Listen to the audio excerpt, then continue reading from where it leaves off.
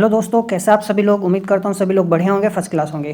तो जैसे कि आप सभी लोग जानते हैं, हम क्वांटम मैकेनिक्स पढ़ रहे हैं और क्वांटम मैकेनिक्स में हमने प्रीवियस क्लास में क्या पढ़ा था, particle in a box infinite square well potential, ठीक है ना, ये हमने पढ़ा था। तो ये एक्चुअली में है क्या, this is one of the application of quantum mechanics. किस तरीके से कोई पार्टिकल यदि है और वो पार्टिकल किसी पोटेंशियल में है, तो how quantum mechanics will work for that particle, ठीक है। तो इसके दो केस थे, मैंने आपको बताया था। एक होता है एसिमेट्रिक स्क्वायर वेल, ठीक है, और एक होता है सिमेट्रिक स्क्वायर वेल पोटेंशियल। तो एसिमेट्रिक स्क्वायर वेल पोटेंशियल हमने कल पढ़ा था, ये ऑलरेडी मैं आपको कवर करा चुका हूँ, ठीक है। तो आज हमें जो पढ़ना है, हमें क्या पढ़ना है, सिमेट्रिक स्क्वायर वेल, ठीक है। काफ़ी डिटेल्ड डिस्कशन मैंने प्रीवियस क्लास में किया था, इन दोनों के बारे में मैंने आपको बताया था ये क्या है और क्यों एसिमेट्रिक बोलते हैं और किस लिए हम सिमेट्रिक बोलते हैं, समझ में आया। अब जैसे कि आप यहाँ पे देख सकते हो, इस स्क्वायर वेल में क्या है, x इज इक्वल टू 0 से x is equal to l। तो ये क्या है, एसिमेट्रिक है। तो जो पार्टिकल है वो ऐसे मूव कर सकता है या ऐसे मूव कर सकता है, सिर्फ वन डायमेंशन में मोशन हो सकता है पार्टिकल का, समझ में आया, ठीक है। और ये क्या है, इन रिजिड वॉल्स है, पार्टिकल जो है इधर नहीं जा सकता ना ही इधर जा सकता, because of an infinite potential, ठीक है। यदि हम सिमेट्रिक की बात करें तो देखो, जो हमारे वेल है, इसको पोटेंशियल वेल है, यहाँ पर -L/2 से L/2 तक है, तो it is symmetric with respect to axis, समझ में आया। तो पार्टिकल ना ही इधर मूव करेगा ना ही इधर मूव करेगा, because of the infinite potential, समझ में आया। और बीच में यहाँ पर वेल के अंदर क्या पोटेंशियल, 0 है, और पार्टिकल फ्रीली मूव कर रहा है। पार्टिकल जो क्या फ्री पार्टिकल है विद इन दिस बॉक्स, समझ में आया, और वन डायमेंशन मोशन है। तो ये ऑलरेडी मैं आपको डिस्कस करा चुका हूँ, है ना, मैं ये डिस्कस चीज़ें कर चुका हूँ, ठीक है ना।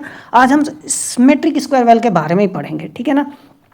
तो जो हमें एक्चुअली में पढ़ना है, तो मैं आपको एक बार एक क्विक ग्लैंस दे देता हूँ। तो सिमेट्रिक स्क्वायर वेल के बारे में डिस्कस करेंगे, इसका पोटेंशियल क्या होता है, ठीक है ना।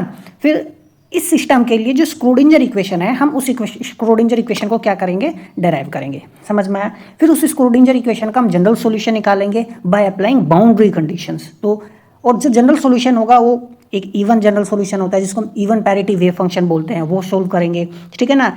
कोरस्पॉन्डिंग टू डेट हम एनर्जी निकालेंगे पार्टिकल की क्या है, समझ में आया। फिर उसके बाद इवन के बाद हम ओड पैरिटी वेव फंक्शन देखेंगे, है ना, और इसके कोरस्पॉन्डिंग जो एनर्जी होती है पार्टिकल की वो हम निकालेंगे, और जो हमारा सॉल्यूशन होगा, जो वेव फंक्शन होगा डेट डिस्क्राइब्स द पार्टिकल, उसको हम देखेंगे, समझ में आया।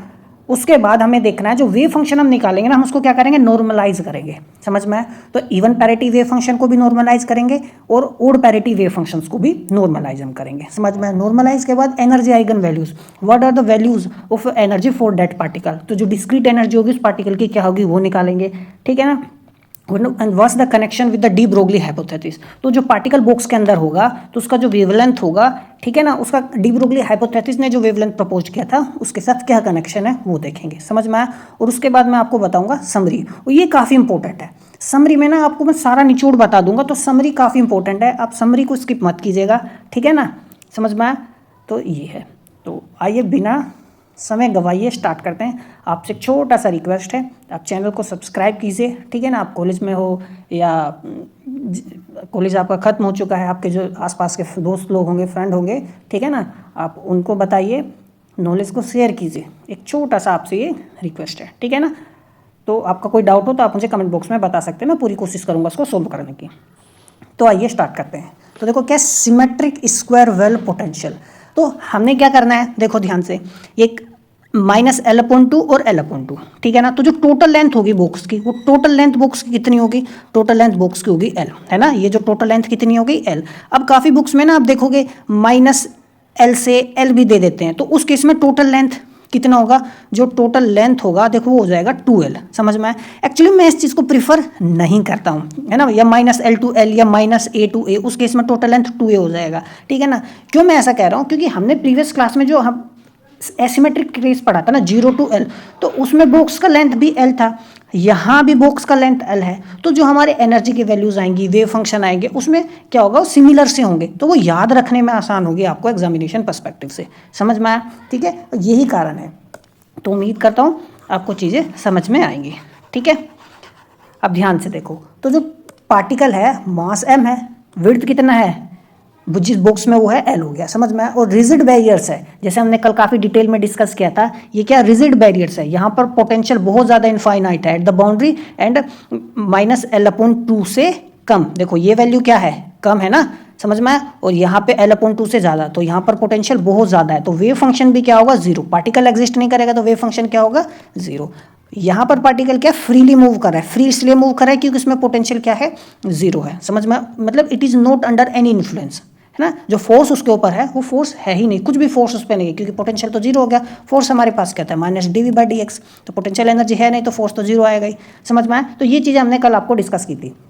इसी वजह से ना सिस्टम को हम क्या बोलते हैं, वन डायमेंशनल रिजिड बॉक्स, ठीक है ना। अब ये रिजिड है ना, सिर्फ यहाँ से यहाँ मोशन हो सकता है वन डायमेंशन में, इस साइड और इस साइड नहीं हो सकता ना रिजिड बैरियर्स हैं, तो इसको वन डायमेंशनल रिजिड बॉक्स भी बोलते हैं, या हम infinitely deep symmetric potential well भी बोलते हैं। क्या बोलते हैं, infinitely deep symmetric potential well, ठीक है ना। तो you might know why this has been named also. समझ में आया।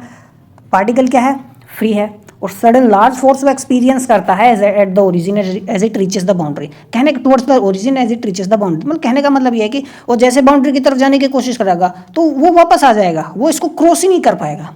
समझ में आया। तो दीज आर द इनपेनिट्रेबल वॉल्स। अब जो पोटेंशियल है हमारे पास, तो पोटेंशियल क्या है, -L से और L/2 के बीच में, -L/2 से ज़्यादा और L/2 से कम, कितना पोटेंशियल है, जीरो, ठीक है ना। और जो पोटेंशियल है हमारे पास x जो है L/2 से ज़्यादा हो तब कितना आएगा, इन्फिनिटी। देखो मॉडुलस है, तो एक तो ये हो गया, और दूसरा क्या है, x की वैल्यू जो है क्या है, कम होनी चाहिए, किससे, -L/2 से। तो ये मॉडुलस को मैंने ना सोल्व करके इसे लिखा है, तो वहाँ उस केस में क्या पोटेंशियल इनफाइनाइट है। समझ में आया। अब हम क्या करेंगे, स्क्रोडिंजर इक्वेशन सोल्व करेंगे। तो जैसे मैंने बताया इन दोनों रीजन में तो हमारे पास पोटेंशियल इनफाइनाइट है, तो वेव फंक्शन यहाँ पर क्या होगा, जीरो होगा, पार्टिकल एग्जिस्ट ही नहीं करेगा। तो सोल्यूशन पार्टिकल कहाँ एक्चुअली में, यहाँ है, तो इसी के लिए वेव फंक्शन हमारा नॉन जीरो आएगा। तो वो है क्या, वैल्यू क्या है, उसको निकालेंगे। तो जनरली जो स्क्रोडिंजर इक्वेशन होती है हमारे पास, टाइम इंडिपेंडेंट स्क्रोडिंजर इक्वेशन क्या है, ये होती है। समझ में आया, ठीक है, वी नो, है ना, हमने इसको डिस्कस किया है। तो पोटेंशियल हमारा क्या होगा, ठीक है, इनफाइनाइट है, ये तो मैं ऑलरेडी आपको बता चुका हूँ। तो वेव फंक्शन इन दोनों रीजन में जीरो है।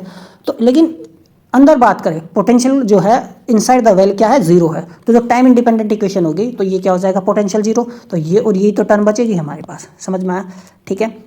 इसको देखो मैं उधर लेके चला जाऊँगा, ये लिख लूँगा जहाँ पे मेरे पास k² क्या है, 2me/h²।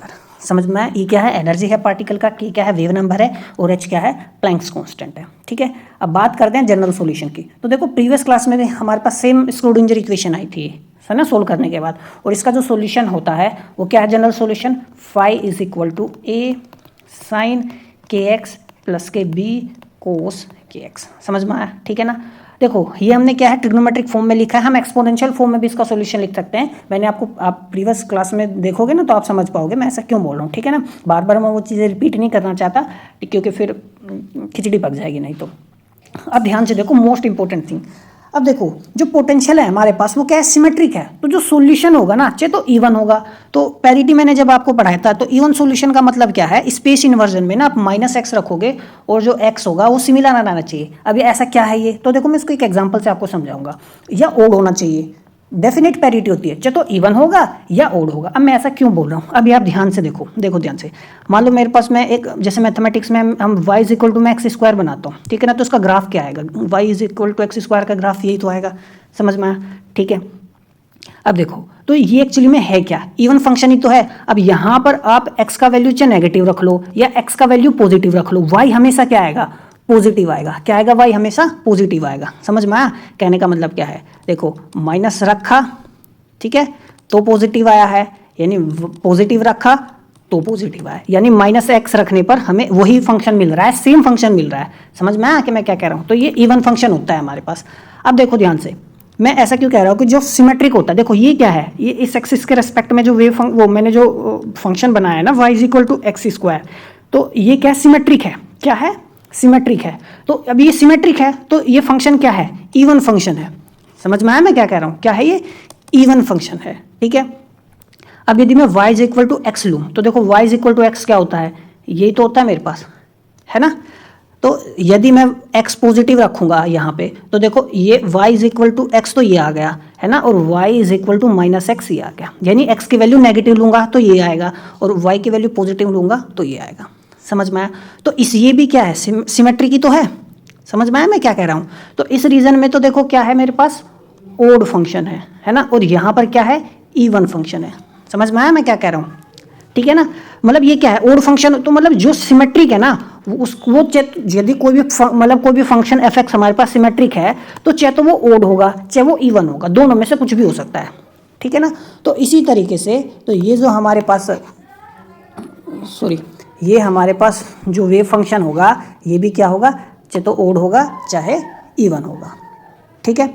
अब बाउंड्री कंडीशंस की बात करें हम, ध्यान से देखो, तो यदि मैं बाउंड्री कंडीशंस की बात करता हूँ तो बाउंड्री कंडीशन हमें क्या बताती है कि जो हमारा वेव फंक्शन होगा वो यही तो है हमारे पास, इन्फिनिटी, ठीक है ना, -L/2 और L/2, ठीक है ना, समझ में आया। तो बाउंड्री पर वेव फंक्शन क्या है, जीरो है, तो जो -L/2 रख लेंगे या L/2 रखेंगे, वेव फंक्शन क्या आना चाहिए, जीरो। यही हमारे पास क्या है, बाउंड्री कंडीशन। तो हमने जनरल सॉल्यूशन डिस्कस किया और बाउंड्री कंडीशंस डिस्कस की। अब हम इसको थोड़ा सा अपने सॉल्यूशन को फर्दर प्रोसीड करते हैं। तो यदि अब हमें तो नहीं पता देखो कि ये इवन है कि ओड है, तो मान लेते हैं यदि इवन है, ठीक है ना, क्या है, इवन है, तो इवन पैरिटी वेव फंक्शन में क्या होगा, 5 - x = 5x होगा, ठीक है। अब देखो, तो यदि इवन होगा तो हम जानते हैं साइन तो क्या होता है, ओड होता है, तो साइन तो होना ही नहीं चाहिए। यदि हम इवन फंक्शन लेंगे ना तो ये वाली टर्म नहीं होनी चाहिए, तो इसका मतलब ए क्या होगा, जीरो हो गया। समझ में आया मैं क्या कह रहा हूँ, ये जो कांस्टेंट है ये हमने जीरो मान लिया ताकि पूरी टर्म क्या हो जाए, मेरे पास जीरो हो जाए, ताकि मेरे पास इवन टर्म, कोस जो होता है ना वो इवन फंक्शन होता है। तो अब देखो ये छोटा छोटा चीज़ आपको ऑलरेडी पता होना चाहिए ना, आपने 12th क्लास में पढ़ा होगा कि कोस इवन होता है, साइन, है ना, ठीक है ना। तो इनको मैं फर्दर डिस्कस नहीं करने वाला। अब ध्यान से देखो, तो हमने ओड टर्म को हटा दिया, तो हमारे पास देखो क्या बचा, 5x = b cos x। अब हम अप्लाई करेंगे बाउंड्री कंडीशन, तो जो इवन पैरिटी फंक्शन हो गया ना मेरे पास, सिंपली ये आ गया। अब बाउंड्री कंडीशन हमें क्या, देखो दोनों में से कोई भी बाउंड्री कंडीशन अप्लाई कर दो, सेम ही है, ठीक है ना। अब सेम कहने का मतलब है -L/2 पे 5 0 है और L/2 पर भी क्या है, 5 0 है। तो देखो बाउंड्री कंडीशन जब हम अप्लाई करेंगे तो 5 तो 0 हो गया, b cos और k L/2, है ना, समझ में आया। अब देखो मैं ना यदि -L/2 भी रखूँगा ना, तो देखो k -L/2 रखूँगा ना, देखो ये तो एक्चुअली में इवन फंक्शन होता है ना ये, तो कोस माइनस का पॉजिटिव हो जाएगा, सिंपली ना मैं फिर यही आ जाएगा k/2, ठीक है। तो इसलिए मैंने कहा कि दोनों में से आप कोई सा भी एक वेव फंक्शन इस्तेमाल, वो मतलब कोई सी भी एक कंडीशन ले सकते हो। तो ये हो गया। अब देखो b तो जीरो होगा नहीं, b जीरो नहीं होगा क्योंकि a हम ऑलरेडी जीरो मान चुके हैं, है ना। तो यदि a तो जीरो हो चुका था, b भी यदि हम जीरो मान लेंगे तो ये तो 5 0 हो जाएगा, यानी वेव फंक्शन है ही नहीं, जबकि पार्टिकल तो -L/2 और L/2 के बीच में है। तो कहने का मतलब है नॉन ट्रिवियल सॉल्यूशन के लिए देखो ये तो जीरो होगा नहीं, है ना, ये जीरो होगा, तो ये जीरो कब होगा, कोस की वैल्यू जीरो कब आती है, ध्यान से देखो, है ना, कोस की वैल्यू जीरो हमारे पास कब आती है, जब ये क्या होता है हमारे पास जनरली 90 डिग्री हो, है ना। कोस 90 की वैल्यू जीरो होती है ना, 90 डिग्री हो, इसमें देखो पाई और जोड़ दो तो ये कितना हो जाएगा, 3/2। ये हो, इसमें पाई और जोड़ दो क्योंकि रिपीट करते हैं ना वैल्यू, ये 5/2। तो यदि ऐसा हो तो कोस जीरो होगा, तो यानी मैं कह सकता हूँ जो n - 1/2 पाई है मेरे पास, है ना।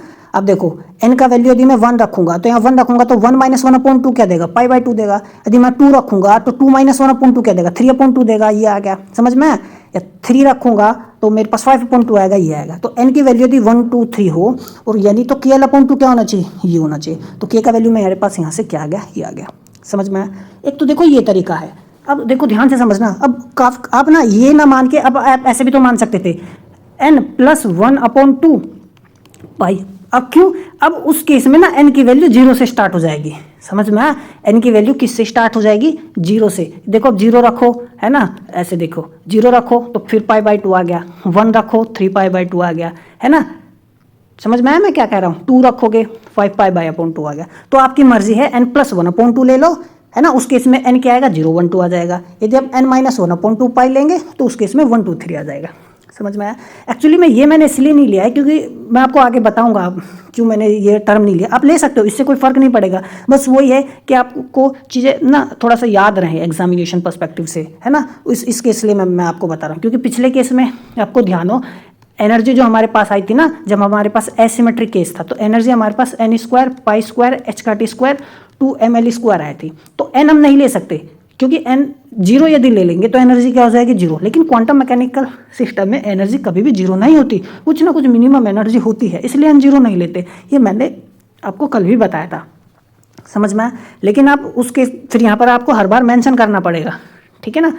समझ में आई बात। तो एक तो ये हो गया। दूसरा देखो, तो के का वैल्यू आप ऐसे लिख लो, तो उस केस में 1 2 3 आ गया। आप ऐसे भी लिख सकते हो, ध्यान से देखो, आप सिंपली क्या कह दो, देखो ये π/2 3/2, अब मैं कहने लगा के को मैं ना n π/l भी लिख सकता हूँ, इस पूरे को मैं n मान लिया, लेकिन उस केस में ना n की वैल्यू 1 3 5 होगी। कैसे, देखो ध्यान से, ये मेरे पास एक्चुअली में ये हमारे पास क्या आ गया, 1 मिनट, हाँ ठीक है ना।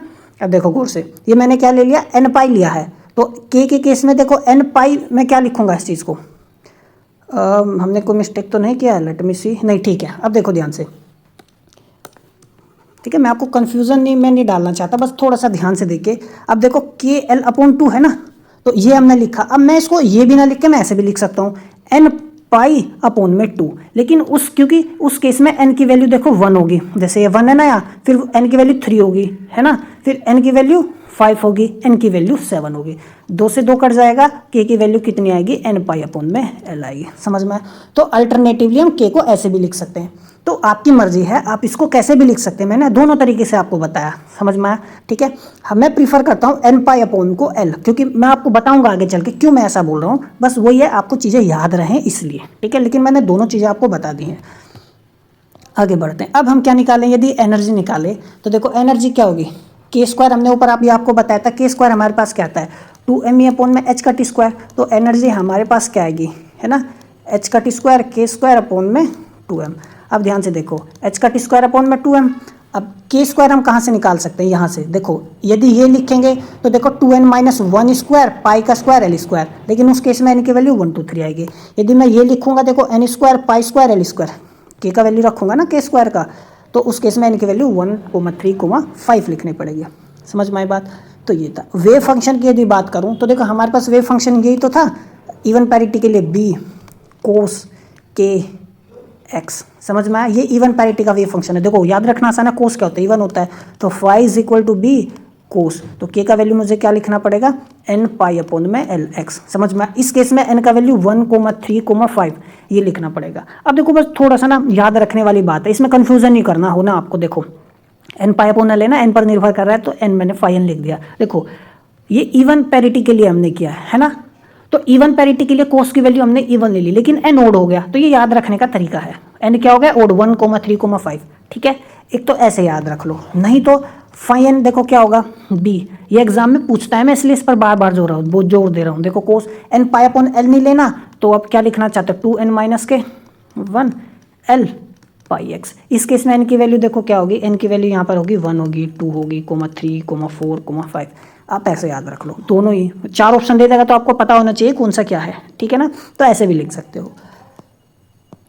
समझ में आई बात। अब बात करते हैं ओड पैरिटी की। तो देखो ओड पैरिटी का केस ये होता है ना, तो ओड पैरिटी में देखो हमारे पास सिंपली वेव फंक्शन स्टार्टिंग में क्या था, यही तो है। तो इवन पैरिटी का तो डिस्कस हम कर चुके हैं। हम ओड पैरिटी की बात करें, तो जब ओड पैरिटी होगा तो इवन वाला होना ही नहीं चाहिए, तो यानी b 0 होगा। समझ में आया। तो मेरे पास क्या हो गया, वेव फंक्शन ये हो सकता है। सिंपली ये आ गया। बाउंड्री कंडीशन अप्लाई करेंगे तो KL/2, k की जगह हमने वो x की जगह हमने क्या रख लिया, L/2 सिंपली। अब देखो a 0 नहीं हो सकता, क्योंकि देखो दो टर्म का प्रोडक्ट 0 आ रहा है ना, a 0 इसलिए नहीं हो सकता क्योंकि हम यहाँ ऑलरेडी b 0 मान चुके हैं। a b 0 मान लेंगे तो पूरा वेव फंक्शन ही 0 हो जाएगा, ठीक है ना, -L/2 और L/2 के बीच में तो लेकिन पार्टिकल एग्जिस्ट करता है, तो वहाँ पर phi 0 ये कंडीशन होगी, phi 0 नहीं होगा। अब देखो तो a 0 हमारा नहीं होगा, तो नॉन ट्रिवियल सॉल्यूशन कब आएगा, जब हमारे पास ये टर्म 0 होगी। अब देखो ये 0 कब होता है, साइन हमारे पास, ध्यान से देखो साइन 0 पे 0 होता है ना, या मैं कहूँ n पाई। देखो KL/2 की वैल्यू, KL/2 की वैल्यू क्या हो, n पाई, तो n यहाँ पर कितना होना चाहिए, देखो 0 नहीं लूँगा मैं, समझ में, क्योंकि k 0 आएगा, k 0 आएगा तो एनर्जी 0 हो जाएगी, जो कि ऐसा नहीं होता है। समझ में, तो n की वैल्यू 1 हो सकती है, पाई पे 0 होगा, 2 पाई पे 0 होगा, 3 पाई पे 0 होगा, 4 पाई पे 0 होगा। समझ में आई बात, कोई डाउट है तो देखो k का वैल्यू मैंने ये लिख लिया, ठीक है ना। तो हम k का वैल्यू हम निकालेंगे, 2 पर चला जाएगा, 2n π/l। समझ में आया। तो k का वैल्यू मेरे पास कितना है, 2n π/l। तो n का वैल्यू कितना आ गया, 1 2 3, मतलब ये होगा, तो ये कैसा आएगा। अब इसको और कैसे अल्टरनेटिवली लिख सकते हैं, देखो ध्यान से, k का वैल्यू यहाँ पे मेरे पास आ गया, जब मैं n की वैल्यू 1 रखूंगा तो कितना आएगा, 2 π/l। n की वैल्यू 2 रखूंगा तो कितना आएगा, 4 π/l। 3 रखूंगा तो कितना आएगा, 6 पाई अपॉन एल, 8 पाई अपॉन एल, ऐसे ही तो आएगा। अब देखो इन सब को ना मैं ऐसे भी तो लिख सकता हूँ, के की वैल्यू को मैंने simply n pi upon L लिख दिया। अब केस में n की वैल्यू 2 हो गई, देखो n की वैल्यू 2 रखो तो देखो 2 पाई अपॉन एल, n की वैल्यू 4 रखो तो 4 पाई अपॉन एल, n की वैल्यू 6 रखो तो 6 पाई अपॉन एल। समझ में आया? अब ये मैंने ऐसा क्यों किया, आप ध्यान से देखना मेरी पूरी बात, देखो क्योंकि k is equal to n pi upon L ही हमारे पास किस केस में आया था, 0 और l के केस में आया था। अब देखो हमने अभी ऊपर आपको बताया, देखो n pi upon L even case जब होता है तो यहाँ n की वैल्यू देखो क्या होगी, ओड होगी, 1, 3, 5। अब यदि ओड वेव फंक्शन लेंगे तो मैं k को क्या ले सकता हूँ, n pi upon L, same आ गया। अब n की वैल्यू कितना हो सकती है, 2, 4, 6। समझ में आया? ठीक है, अब इन दोनों को मिला के मैं कह सकता हूँ ना k की वैल्यू n पाई अपॉन में l है, जहाँ पे n कितना आ सकता है, 1, 2, 3, 4, 5। जहाँ पर ओड वैल्यूज तो देंगी इवन फंक्शन, और जो इवन वैल्यूज होंगी वो देंगी ओड फंक्शन। समझ में आया? ये इसलिए किया जा रहा है ताकि एक ही एनर्जी का एक्सप्रेशन आए, नहीं तो 2-3 एनर्जी का एक्सप्रेशन आएगा आप भूल जाओगे। हो सकता है आपको थोड़ा सा कन्फ्यूजन अभी हो रहा है, घबराने वाली बात नहीं है, मैं सारी चीज़ें ऐसे समराइज़ कर दूंगा, आपको टेंशन लेने की ज़रूरत नहीं है। समझ में आई बात? ठीक है, तो देखो जब k का वैल्यू ये होगा तो देखो एनर्जी क्या आएगी, h का टी स्क्वायर अपॉन में 2m, तो k का स्क्वायर में क्या लिखूंगा, 4n square pi square upon में एल स्क्वायर। समझ में आया? तो देखो एक एनर्जी का एक्सप्रेशन ये आ गया। अब देखो k का वैल्यू यदि n पाई अपॉन एल होगा तो h का टी स्क्वायर अपॉन में 2m, तो n square pi square L square, तो ये होगा। देखो एक तो एनर्जी का एक्सप्रेशन ये आया। अब ध्यान से यदि देखो ना गौर से, एक एनर्जी का एक्सप्रेशन ये है, तो आपको याद रखने में दिक्कत होगी, कौन सा कहाँ लगाना है भूल जाओगे। देखो ये सेम है ना, n square pi square h का टी स्क्वायर अपन में 2ml स्क्वायर, ये सेम है। आप ध्यान से देखो, देखो ये भी सेम है ना? समझ में आ गई बात? तो एनर्जी का एक्सप्रेशन सेम है, बस आपको n का वैल्यू ध्यान रखना है, वो भी मैं आपको बता दूंगा किस तरीके से करना है। तो वेव फंक्शन क्या होगा इसके कोरस्पॉन्डिंग, तो देखो जब k की वैल्यू 2n पाई होगी तो a sine 2n pi x आ गया, और जब k की value n pi upon L होगी तो ये वेव फंक्शन होगा। समझ में आई बात? ठीक है, अब बात करते हैं नॉर्मलाइज्ड वेव फंक्शन की। तो देखो नॉर्मलाइज्ड करना है तो सबसे पहले हम इवन पैरिटी वाले को ले लेते हैं। तो देखो इवन पैरिटी वाला हमारे पास यही तो आया था, है ना? तो 2 केस आए थे, एक ये था एक ये था। समझ में आई बात? अब कोई सा भी इनमें से ना एक ले लो, और b का वैल्यू तो निकालना है हमें नॉर्मलाइज के लिए। समझ में आया? तो देखो मैंने ये वाला ले लिया, ठीक है ना, ताकि कैलकुलेशन थोड़ी सी आसान हो। ये भी ले सकते हो, समझ में आया? आपकी मर्जी है, ये उठा के ले लेते हैं ना, मैंने इसी से सोल्व किया। आप इससे सोल्व करके देखो, थोड़ा सा आपको कैलकुलेशन आसान होगा और कुछ नहीं है। तो नॉर्मलाइजेशन निकालना है तो कोई सा भी एक ले सकते। तो नॉर्मलाइजेशन की कंडीशन क्या है, जो पार्टिकल हमारे पास क्या है ना, वो -L/2 और L/2 के बीच में तो है, तो यहाँ फाइंड करने की प्रोबेबिलिटी कितनी, 1। तो -L/2 और L/2 के बीच में कितनी होनी चाहिए प्रोबेबिलिटी, 1। तो देखो इसको जब रखेंगे b का स्क्वायर बाहर आ गया और ये टर्म का स्क्वायर हो गया। देखो कोस स्क्वायर 2n - 1 अपॉन में l pi x d x is equal to 1। समझ में आया? तो देखो ये क्या है, कोस स्क्वायर थीटा है एक्चुअली में, है ना? क्या है, कोस स्क्वायर थीटा। तो देखो इसको मैं क्या कर दिया, हम जानते हैं कोस 2 थीटा क्या होता है, कोस 2 थीटा होता है 2 कोस स्क्वायर थीटा माइनस के 1। तो हमने इसको कोस स्क्वायर थीटा को मैं क्या लिख सकता हूँ, 1, ये इधर चला गया ना, प्लस हो गया, तो 1 प्लस के कोस 2 थीटा अपॉन में 2। तो देखो ये 2 तो बाहर ले लिया, ये तो 2 बाहर आ गया, ये कोस स्क्वायर थीटा है ना, ये क्या हो गया मेरे पास, पूरा थीटा हो गया। तो 1/2, 1 प्लस, देखो ये 1 और ये आ गया प्लस कोस 2 थीटा, देखो 2 ये रहा और थीटा मेरे पास ये था ये।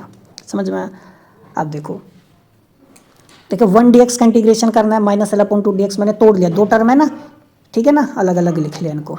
अब देखो -L/2 L से जब करेंगे, यहाँ 1 ही तो है, तो 1 का इंटीग्रेशन कितना होगा, x आएगा यहाँ पे, है ना, dx -L/2 और ये L/2। तो जब ये वैल्यू रखूंगा L/2 माइनस लगाऊंगा, फिर ये रखूंगा प्लस L/2 हो जाएगा, तो L आएगा। समझ में आया?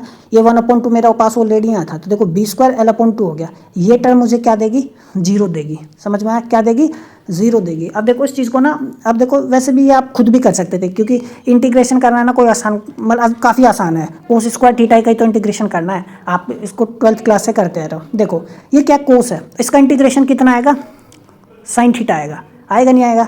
आप ऐसे भी देख सकते हो, इंटीग्रेशन क्या होता है, समेशन ही तो होता है, तो -L/2 से L/2 से करना है, तो सिमेट्रिक है।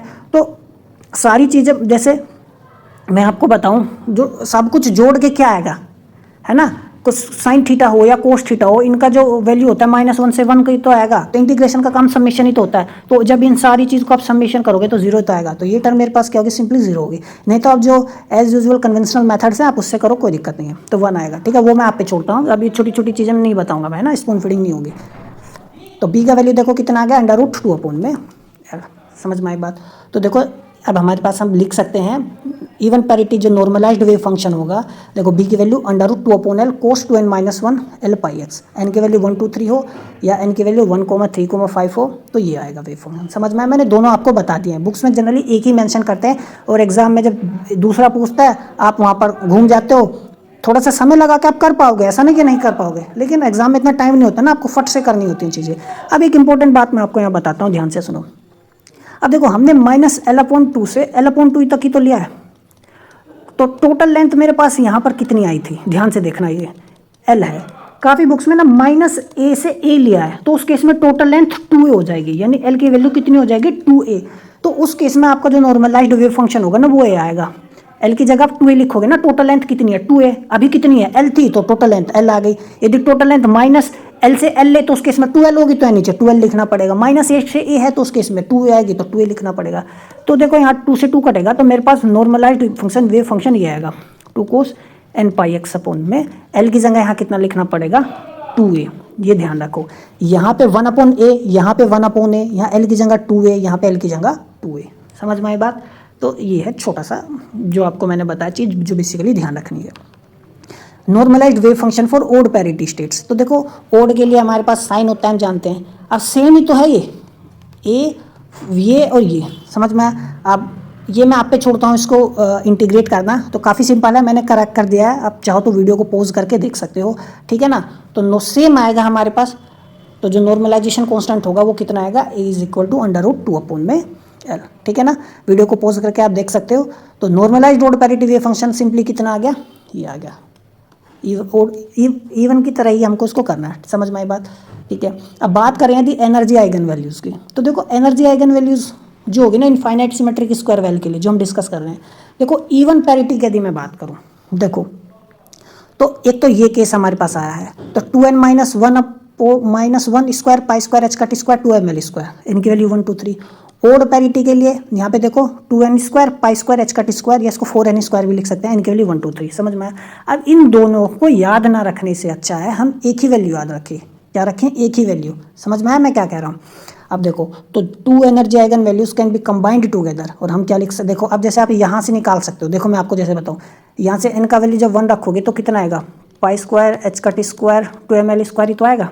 समझ में आया, ठीक है। दूसरा वैल्यू आप निकालना हो तो कितना आएगा, 3 का स्क्वायर हो जाएगा ना, है ना। यहाँ पे n की वैल्यू 2 रखोगे तो 4 - 1 कितना आएगा 3 का स्क्वायर πh² अपॉन में 2ml²। समझ में आया। लेकिन इसमें देखो एक वैल्यू छूट गई बीच में, देखो 1 का स्क्वायर है जनरली, तो 2 का स्क्वायर, वो 2 का स्क्वायर कौन देगा, ओड पैरिटी वेव फंक्शन देगा। यहाँ पे जब मैं इनकी वैल्यू 1 रखूंगा तो यहाँ से देखो 2² π² h² 2ml²। तो देखो सबसे कम एनर्जी क्या है, ये कौन देगा, इवन फंक्शन। फिर उसके बाद कौन सी है, ओड फंक्शन, फिर क्या है, इवन फंक्शन। तो ऐसे चलता है। तो इन दोनों फॉर्मूलों को याद ना रखें, हम सिंपली ये फॉर्मूला याद रखो, इनकी वैल्यू 1, 2, 3 रखो। और ये सेम फॉर्मूला हमारे पास ना 0 to L के केस में भी आया था, एसिमेट्रिक केस में भी आया था, सेम फॉर्मूला है, बस एक ही फॉर्मूला याद रखना है। समझ में आई बात, देखो ठीक है ना। तो इसलिए मैं आपको बता रहा था, देखो k की वैल्यू यहाँ भी अलग है, k की वैल्यू यहाँ भी अलग है। अब हमने दोनों को कंबाइन करके आपको बताया था k की वैल्यू कितनी है, n π/L, ठीक है ना। तो ये है, कोई डाउट होता आप मुझे कमेंट बॉक्स में पूछ सकते हैं। Connection with de Broglie hypothesis, तो देखो डी ब्रोगली हाइपोथेसिस, तो देखो तो डी ब्रोगली वेवलेंथ है एन क्वांटम स्टेट के लिए, हम जानते हैं k की वैल्यू क्या होता है 2π/λ होता है ना। तो वेवलेंथ मेरे पास क्या होगी nth स्टेट के लिए, मैं इसको ऐसे लिख सकता हूँ ना 2π/kn, ठीक है। जो अलाउड वेव वेक्टर्स होंगे, तो देखो आपको यदि ध्यान हो तो हमने जब मैंने आपको इवन पैरिटी वाला केस बताया था, तो इवन पैरिटी में मैंने k की वैल्यू कितनी आई थी हमारे पास n π/L, है ना। तो देखो इवन के केस में ना जब हम ये लिखते हैं n की वैल्यू ओड होते हैं 1, 3, 5, ये याद रखने का तरीका बता रहा हूँ मैं। ओड में k की वैल्यू भी सेम आती है n π/L, लेकिन n इवन होता है। समझ में। अब देखो इन दोनों में ना 2, 4, 6, अब देखो यहाँ 1 आ गया, 2 या 3, ये 4, 5, 6 सारा आ गया, तो k का वैल्यू एक ही ले लेंगे ना। हम कह सकते हैं k का वैल्यू क्या है, n π/L है, और ये n क्या है, 1 है, 2 है, 3 है, 4 है, 5 है, 6 है। समझ में, दोनों को कंबाइन कर दिया हमने, इवन को भी और ओड को भी। तो जो अलाउड की वैल्यूज होगी ये आ गई। k का वैल्यू जब हम यहाँ रखेंगे तो मैं यहाँ पर k का वैल्यू n π/L, पाई से पाई कट गया तो देखो 2L/n आ गया, है ना। k का वैल्यू उठा के रख दो यहाँ पे।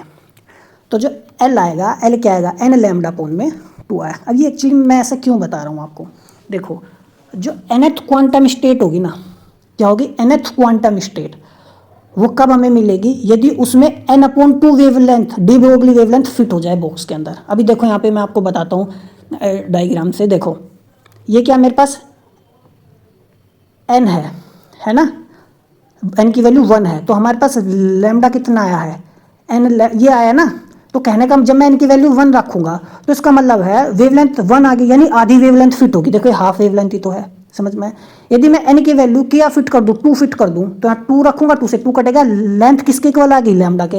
देखो ये एक वेवलेंथ ही तो होती है, समझ में, तो एक वेवलेंथ फिट हो गई। यदि मैं L की वैल्यू कितनी रखूँ, 3/2 लैम्डा, n की वैल्यू 3 रखी, तो इसका मतलब हो गया कि भाई एक वेवलेंथ तो फिट होगी, उसमें आधी वेवलेंथ और फिट हो गई। देखो यहाँ से यहाँ तक तो एक वेवलेंथ फिट हो गई और उसमें ये आधी वेवलेंथ फिट हो गई, ठीक है ना।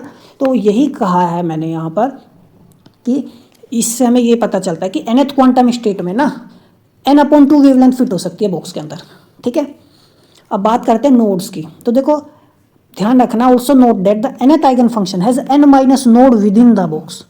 देखो ये वर्ड क्या लिखा हुआ है, विद इन द बॉक्स। और नोड मैंने आपको बताया था प्रीवियस क्लास में, बहुत अच्छे से डिस्कस किया था।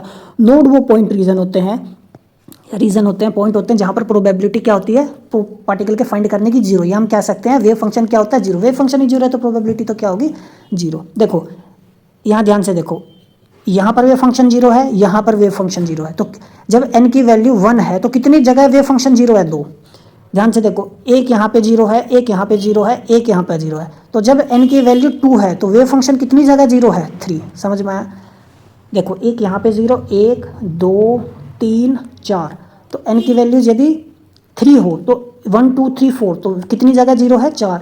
तो यदि nth स्टेट की मैं बात करूं तो देखो एक फालतू आ रहा है ना, तो यानी n+1 नोड मिलेंगे। कितने मिलेंगे, n+ नोड। लेकिन यदि मैं विद इन द बॉक्स की बात करूं, विद इन द बॉक्स, देखो जब n, ये तो बाउंड्री भी इंक्लूड कर ली ना मैंने, है ना। अब देखो जब मैं विद इन द बॉक्स की बात करूं, n की वैल्यू कितनी, 2, तो सिर्फ और सिर्फ एक नोड। जब मैं n की वैल्यू 3 की बात करूं तो कितने नोड, 2 ही नोड है, समझ में आया। यानी n की वैल्यू 3 है तो 2 नोड, n की वैल्यू 2 है तो 1 नोड, यानी कम है। तो वही है यहाँ पे, ध्यान से देखो, यदि nth आइगन फंक्शन की बात करें, यदि विद इन द बॉक्स की बात करें तो n-1 नोड। यदि 2 नोड बाउंड्री वाले भी जोड़ ले तो जो टोटल नंबर ऑफ नोड होंगे वो n+1 होंगे। समझ में आई बात, ठीक है। तो ये है। अब बात करते हैं हम अपने समरी की। तो काफ़ी इंपॉर्टेंट है ये सारा, जो भी हमने ऊपर पढ़ा है वो इसमें कवर हो जाएगा, ठीक है ना। तो देखो जो energy eigen function and wave function है वो ये पैटर्न फॉलो करते हैं।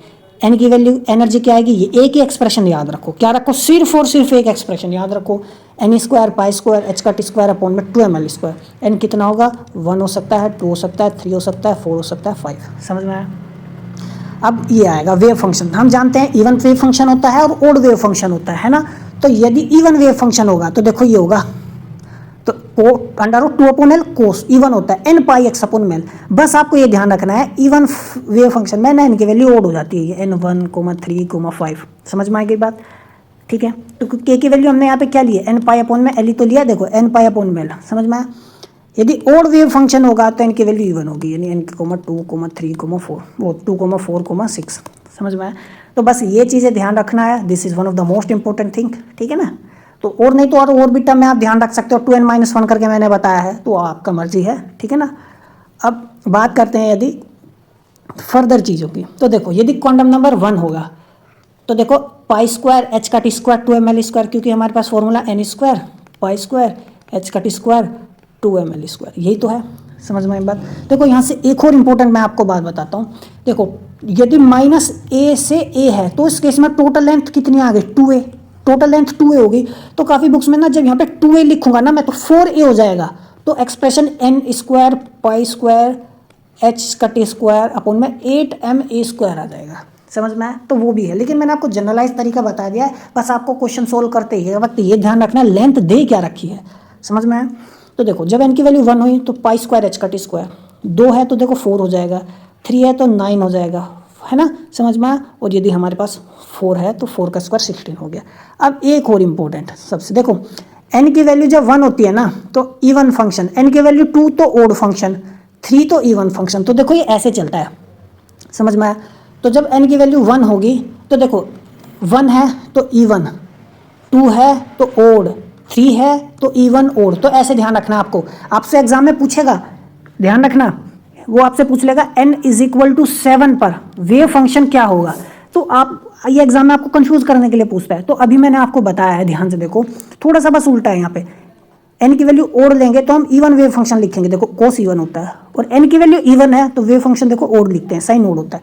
तो n की वैल्यू कितना है 7, तो 7 क्या होता है ओड, लेकिन हमारा वेव फंक्शन ओड नहीं होगा, इवन होगा। समझ में आया?